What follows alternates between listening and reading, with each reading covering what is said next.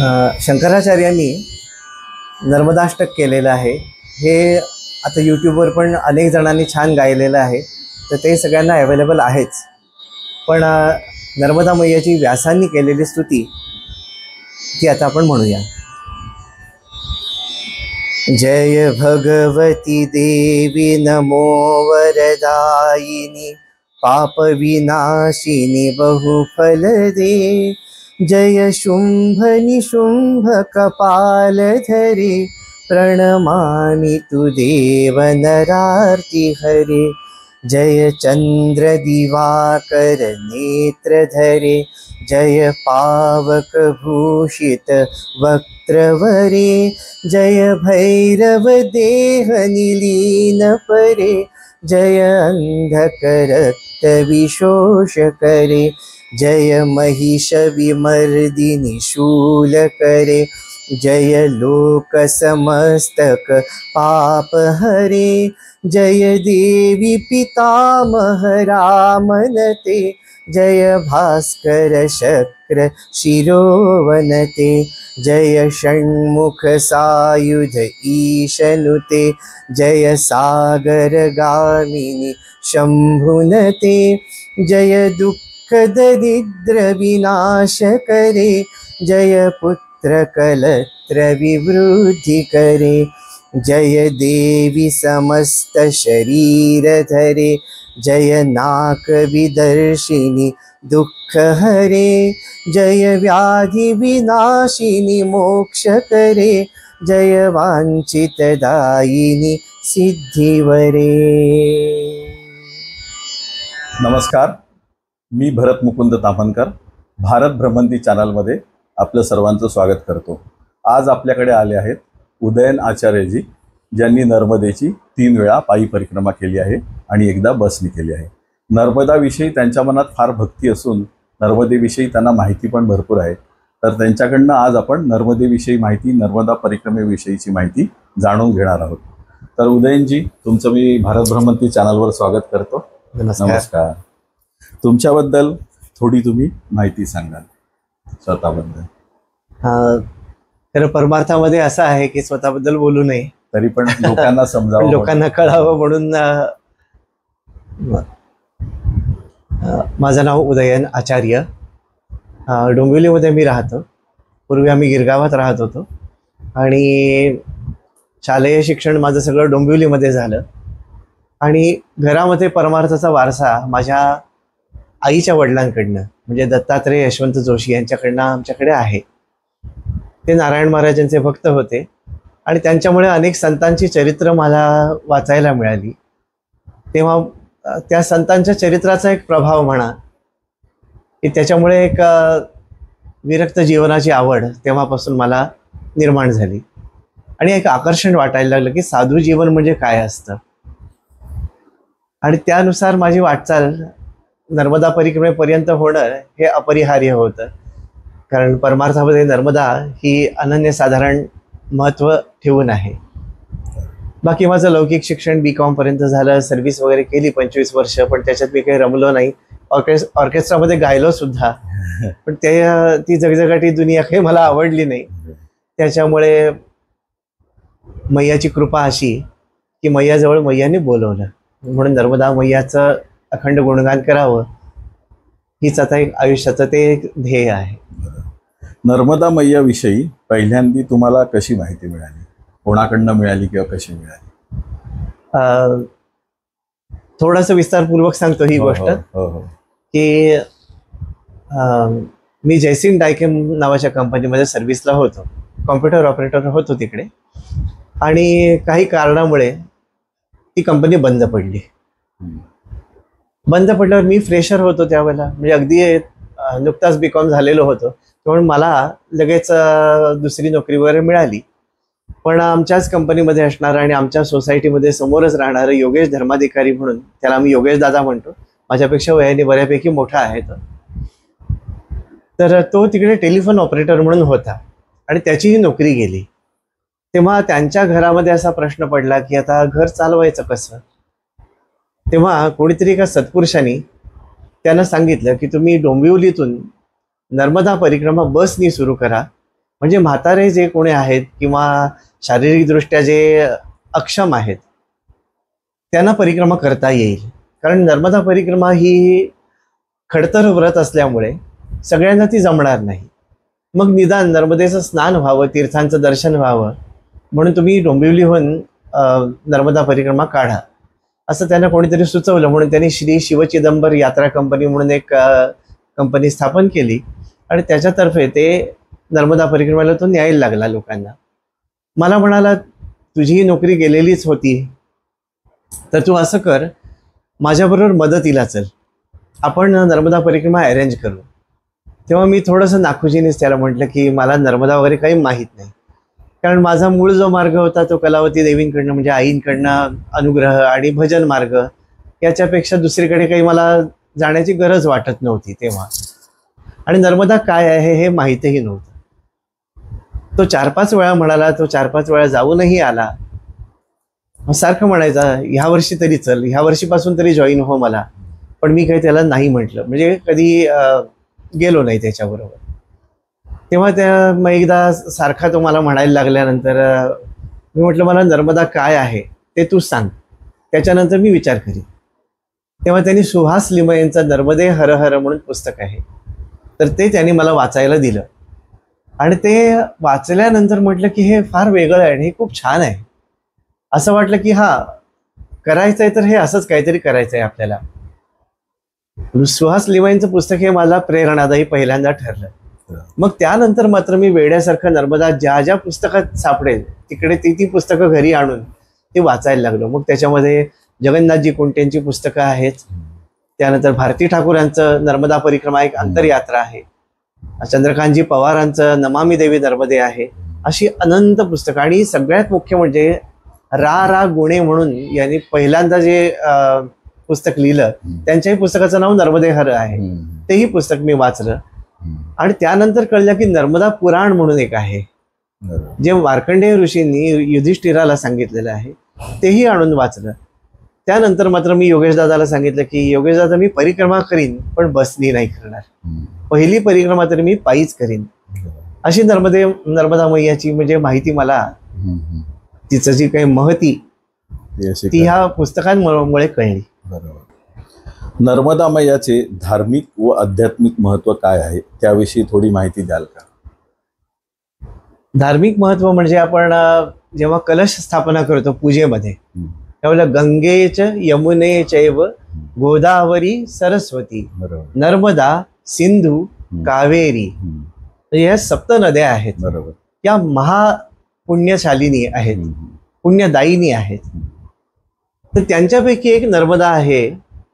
आणि नुसत्या तिच्या स्मरणाने सुद्धा पाप नष्ट होतात असं धार्मिक महत्व पुराणांमध्ये सांगितलेलं आहे. आणि तिचं धार्मिक महत्व नीट समजून घ्यायचं असेल तर नर्मदा पुराण किंवा नर्मदा रहस्य, एक रेवाखंड म्हणून जो आहे त्यालाच नर्मदा पुराण म्हणतात. आणि वायू पुराणामध्ये जे तिचं महात्म्य वर्णन केलं त्याला नर्मदा रहस्य म्हणतात.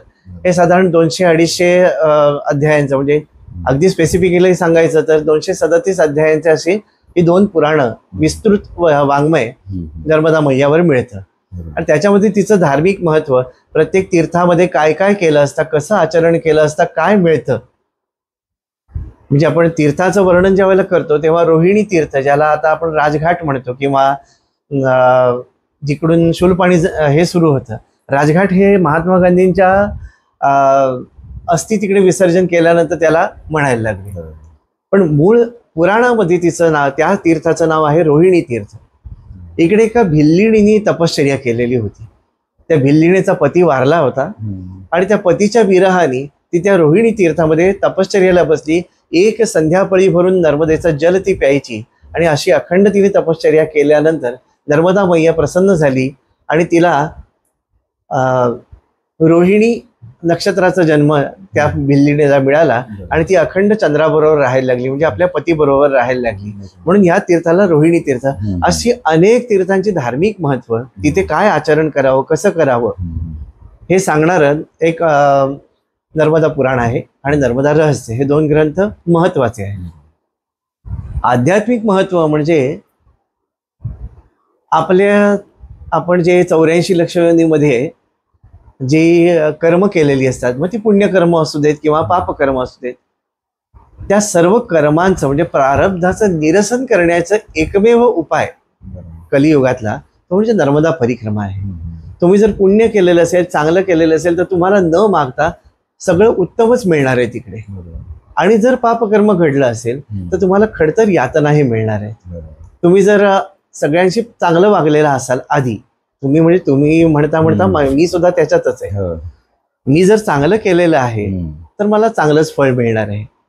आणि प्रारब्ध भोगून संपवून जसं आईच्या पोटातून मूल निरागस निर्व्याज बाहेर येतं, तसं एक परिक्रमेनंतर आपल्यात एक परिवर्तन व्हायला पाहिजे. ह्या दृष्टीने बघितलं तर नर्मदा परिक्रमा ही आध्यात्मिक दृष्ट्या फार महत्वाची आहे. कारण ती न्यायी पण आहे, दयाळू तर आहेच आहे, पण ती न्यायी सुद्धा आहे. की तू एका कर्मामुळे जर बंधनात अडकणार असेल तर ते बंधन तोडण्यासाठी ती कठोरपणे पण वागणार आहे तुझ्याशी. तर ह्या सर्व गोष्टींचा विचार करून जर नर्मदा परिक्रमा आपण केली तर ती आध्यात्मिक दृष्ट्या खरोखर फायदेशीर होते. परिक्रमा का करावी व कशी करावी याचे मार्गदर्शन जरा करा लोकांना. उदाहरणार्थ परिक्रमेत काय करावे व काय करू नये याच्याबद्दल थोडी माहिती सांगितली तर जे आता नर्मदा परिक्रमा पुढे करणार आहेत त्यांना त्यांचा उपयोग होईल. परिक्रमेची आवश्यकता अगदी आपण जर नीट अभ्यास केला, म्हणजे असं नाही की मी फार अभ्यास केलाय, पण सांगतो. सर्वप्रथम आधी आपल्याला एक गुरु पाहिजे की जो आपल्याला आज्ञा देईल की तुझं प्रारब्ध संपवण्यासाठी तू नर्मदा परिक्रमेला जा. मग आता गुरु शोधायला जायची काही गरज नसते. आपण जर तेवढ्या योग्यतेने, तेवढ्या जर आपली योग्यता वाढवली साधनेने, तर गुरु जो सद्गुरू असतो, जो कशाची अपेक्षा आपल्याकडनं करत नाही, तो आपोआपच आपल्याला मिळत असतो. शोधायला जायची गरज नसते. ठीक आहे, आपल्याला गुरु नसेल तर मग आपले आई वडील हे आपले पहिले गुरु आहेत. त्यामुळे त्यांची आज्ञा घेऊन ते जर म्हणाले की परिक्रमेला जा, तर ती नर्मदा परिक्रमा पूर्ण होते. म्हणजे आधी सुरुवातीचं म्हणजे आपल्याला काय बॅकग्राऊंड तयार करून घेणं ते आई वडिलांकडनं आहे. आई वडील सुद्धा देहात नाहीत, गुरुही नाही. मग अशा वेळेला आपल्या पत्नीची पूर्ण आपल्याला परवानगी पाहिजे. जर आपण शास्त्रोक्त करणार आहोत तर आणि दुसरं म्हणजे थोडा बहुत तरी आपला परमार्थाचा अभ्यास झाला पाहिजे. अगदी मी असं म्हणत नाही की सगळ्यांनी 24 तास माळा घेऊन बसणाऱ्यांनीच करावी, असं काही मी म्हणत नाही. पण थोडंसं आपलं प्रारब्ध म्हणजे काय, आपण जी 3 प्रकारची कर्म केलेली आहेत, प्रारब्ध, संचित आणि क्रियमाण, हे कर्माचे 3 भाग आहेत. तर प्रारब्ध म्हणजे पूर्वजन्मी आपण जे मिळवलेले आहे, ज्याच्यात आता बदल करता येणार नाही आपल्याला. संचित म्हणजे जन्मल्यापासून आजपर्यंत आपण जे काही केलेलं आहे त्याच्यातही आपल्याला काही बदल करता येणार नाही, कारण ते होऊन गेलेलं आहे. आणि क्रियमाण म्हणजे भविष्यात जे आपल्याकडनं घडणार आहे ते आपल्या हातात आहे. ते सत्कर्म जर असेल तर मागच्या ज्या कर्मांची तीव्रता आहे ती आपल्याला कमी करता येते. मग हे कर्म कोणतं असावं, तर नर्मदा परिक्रमा असावी. ती कशी असावी, तर नारद भक्ती सूत्रातलं पहिलं सूत्र आहे, सहनम सर्व दुःखाणाम अप्रतिकार पूर्वकम चिंता विलापरहितम तितिक्षा स उच्यते. तितिक्षा वृत्ती पाहिजे. नर्मदा सहस्रनामामध्ये तितिक्षा वृत्ती विवर्धिन्ये नमः असं त्याचं नाव आहे. की तितिक्षा म्हणजे काय, सहनम सर्व दुःखानाम, सगळी दुःख येणार आहेत परिक्रमेमध्ये, कन्व्हिन्स व्हायचंय, स्वतःला समजावून द्यायचंय की मला परिक्रमा अगदी पालखीत बसवून कोणी नेणार नाहीये, मला कष्ट आहेतच, माझ्या देहाला कष्ट आहेत, मनाला कष्ट आहेत, वाचेला कष्ट आहेत. कारण गोड बोलणं आपल्याला म्हणजे आम्हा मुंबईकरांना फार कठीण असतं. गाडीत चढताना आम्ही गोड बोलू शकत नाही. त्याच्यामुळे काया वाचा मन तिन्हीचं दंडन आपल्याला करायला पाहिजे. त्यामुळे दुःख होणार आहे, एक आपण आधीच मनाला पटवायचंय. नारद काय म्हणतायत की सहनम सर्व दुःखाणाम, सगळी दुःख मी सहन करणार आहे. अप्रतिकार पूर्वकम, कुठल्याही प्रकारचा प्रतिकार करायचा नाही त्या दुःखांना, की दुःख येऊ नये म्हणून काहीतरी आधीच प्रिकॉशन घ्यायचे. म्हणजे आता मला जेवायला मिळालेलं नाही, मग पुढे कोणाचा तरी नंबर मिळतो पुढच्या गावातला आणि आपण फोन करून सांगतो की आम्ही 10 जण येणार आहोत, भोजन प्रसादी की व्यवस्था होगी तो अच्छा होगा. हे आपलं प्रारब्ध आपण भोगत नाही आहोत, आपण पळवाट काढलेली आहे. नाही मिळायचंय भोजन तर नाही मिळणार आहे. कन्व्हिन्स राहायचंय प्रत्येक गोष्टीला. चिंता विलाप रहितम, अजून किती चालायचंय, किती पायाला त्रास होतोय ही चिंताही करायची नाही. आणि बघा किती पाय सुजलेत, अमकं झाले तमकं झाले, याच्यासाठी रडत पण बसायचं नाहीये. आणि ती तितिक्षा वृत्ती जर वाढली तर तुम्ही स्वरूप साक्षात्कारापर्यंत जाऊ शकणार आहात. म्हणून आता गुरु तर आपल्या देहात नाहीत की आपली परीक्षा घ्यायला, मग आपली परीक्षा आपणच द्यायची आहे, ती म्हणजे नर्मदा परिक्रमा. म्हणून नर्मदा परिक्रमा ही प्रत्येक आध्यात्मिक व्यक्तीला आवश्यक आहे, पण ती गुरूंच्या आज्ञेने आवश्यक आहे. आता याला आधार काय म्हणाल तर के.व्ही. बेलसरे बाबा माहिती असतील तुम्हाला सगळ्यांना, म्हणजे गोंदवलेकर महाराजांचे. त्यांनी एकदा महाराजांना विचारलं होतं की महाराज, माझी इच्छा आहे नर्मदा परिक्रमा करावी, तर जाऊ का? तर महाराज म्हणाले, हो गेल्या जन्मी तुमची परिक्रमा झाली म्हणून तर आम्ही मिळालो तुम्हाला. हे सद्गुरूंची भेट जर कोणाला होत नसेल तर सद्गुरू मागायसाठी नर्मदे काठी जायचंय, की असा सद्गुरू जो मला शाश्वतापर्यंत नेईल. ऐहिक सुख मिळवण्यासाठी किंवा ट्रेकिंगसाठी किंवा ॲडव्हेंचरसाठी नर्मदा परिक्रमा करायची नाही. हे नर्मदा परिक्रमेबद्दल मी सांगेन, म्हणजे स्वानुभवाने जे काही शिकलो थोडंफार. मला खूप माहिती आहे असं नाही, पण जेवढं मला समजलं तेवढं मी तुमच्या समोर सांगायचा प्रयत्न करतो. परिक्रमेमध्ये काय करावे व काय करू नये, तुम्ही काय सांगाल लोकांना ह्याच्याबद्दल? परिक्रमेत काय करावं हे तर मार्कंडेय ऋषीने सांगितलेलं आहे की ईश्वर अनुसंधान अखंड हवं. आपल्या गुरूंनी दिलेला मंत्र. आता कित्येक जण विचारतात की आम्ही गोंदवलेकर महाराजांचा अनुग्रह घेतलाय, आम्हाला राम मंत्र मिळालेला आहे, पण नर्मदेच्याकडे आम्ही नर्मदे हरचा जप करायचा का? तर कुठल्याही म्हणजे कुठली पतिव्रता स्त्री जरी माहेरी गेली तरी स्वतःचं आडनाव जे पतीचं आहे तेच लावते. म्हणून म्हणजे आमच्या गुरुमाऊली म्हणतात, पतिव्रता पतिराज चिंती, लोभी जैसा चिंती दाम, तेवी प्रभूसी चिंतित जावे, सहज पावे मोक्षधाम. परिक्रमेचा मूळ उद्देश काय? मोक्ष मिळवणं. मोक्ष का मिळत नाही आपल्याला? आपण मोक्ष स्वरूप आहोत खरं तर, पण जे अज्ञानाचं आवरण आपल्यावर पडलेलं आहे ते काढण्यासाठी, आणि आवरण सहजासहजी निघणार नाही, ते खेचून काढायला लागेल, ओरबाडून काढायला लागेल, ते ओरबाडून घ्यायची तयारी आपली पाहिजे.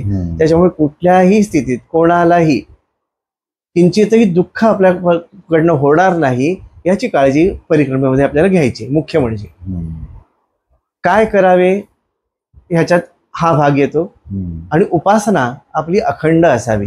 म्हणजे आज सकाळी उठलोया तर जाऊ दे, खूप थंडी आहे, आंघोळच नको करूया, पुढे जाऊया, नाहीतर आज संध्याकाळीच एकदम आंघोळ करूया किंवा दुपारी आंघोळ करूया, हे पळवाटा नाही. कारण आपण तपाला बाहेर पडलेलो आहोत. मग तिकडे आपण अजिबात कन्व्हिनियन्स, आपलं जे काही सोय आपली ती बघायची नाही. आपल्यावर स्वतःवर घाव घालून घेणं म्हणजे परिक्रमा आहे. आणि काय करू नये म्हणजे आपण एखाद्या आश्रमामध्ये जातो, तो आश्रम त्या साधूंनी किंवा त्या संतांनी किंवा तिकडच्या साधकांनी हा त्यांच्या साधनेसाठी बांधलेला आहे, आपल्या सोयीसाठी तो नाही. साधना करता करता त्यांच्याकडनं ॲडिशनल गोष्ट म्हणजे आपली सेवा, परिक्रमावासींची सेवा होते. म्हणजे परिक्रमावासींची सेवा हा काही त्यांचा मुख्य उद्देश नाही. त्याच्यामुळे आपण जातोय ते त्यांच्या साधनेमध्ये बाधाच घालायला जातोय, हे पहिल्यांदा लक्षात ठेवावं. आणि त्या पहिल्यांदा म्हणजे एक पद्धतच आहे की आश्रमात गेलं की तिकडचे कोण महंत आहेत त्यांच्या पहिल्यांदा पाया पडायचं आणि मग त्यांना विचारायचं की बाबा आम्ही इकडे आसन लावू शकतो का? आता तिकडे हिंदी भाषा आहे त्याच्यामुळे हिंदीत विचारायचं की बाबाजी हम आसन लगा सकते हैं क्या?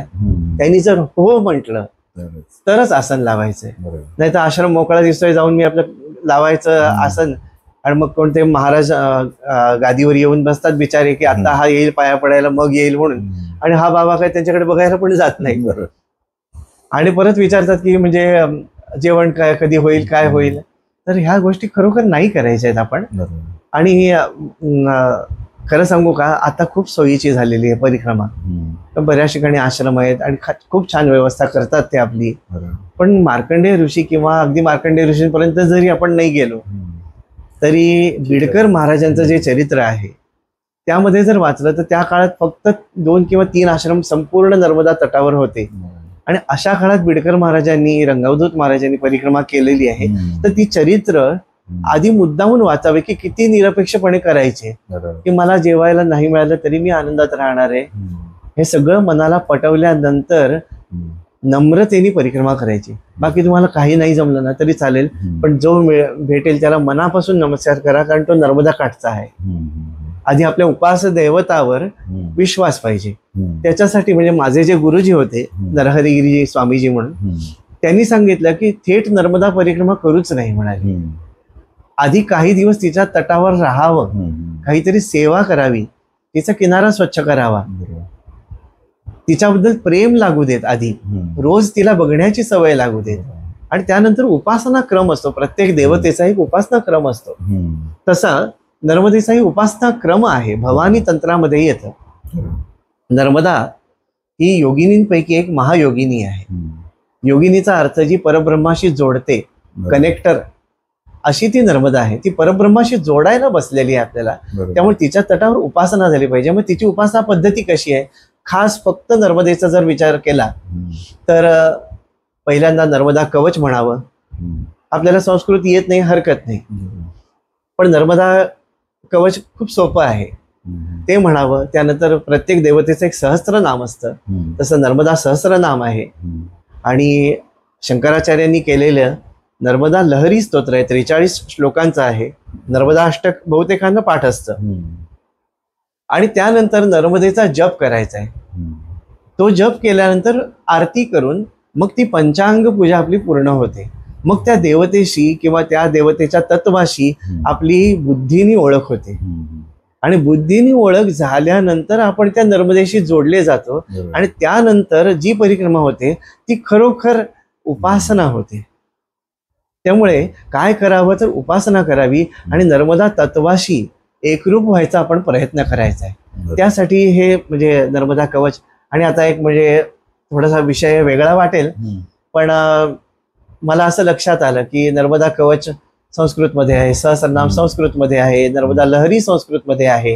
आम्हाला त्याचे उच्चार येत नाहीत, म्हणून नर्मदा माईच्याच प्रेरणेने मी आणि माझ्या बहिणीनी हे सगळं रेकॉर्ड केलेलं आहे. आणि ते युट्यूबवर सगळ्यांसाठी विनामूल्य उपलब्ध करून देणार आहोत. एक साधारण 1-1.5 महिन्यामध्ये ते युट्यूबवर येईलच.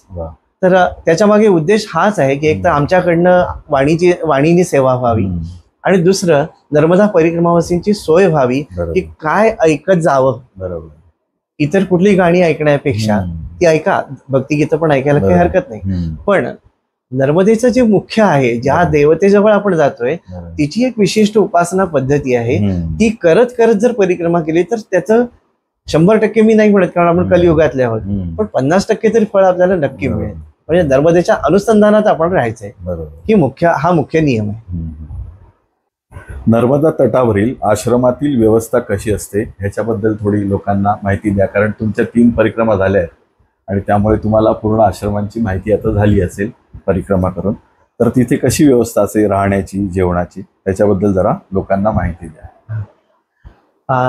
आता नर्मदा परिक्रमा मार्गदर्शिका म्हणून एक पुस्तक आहे.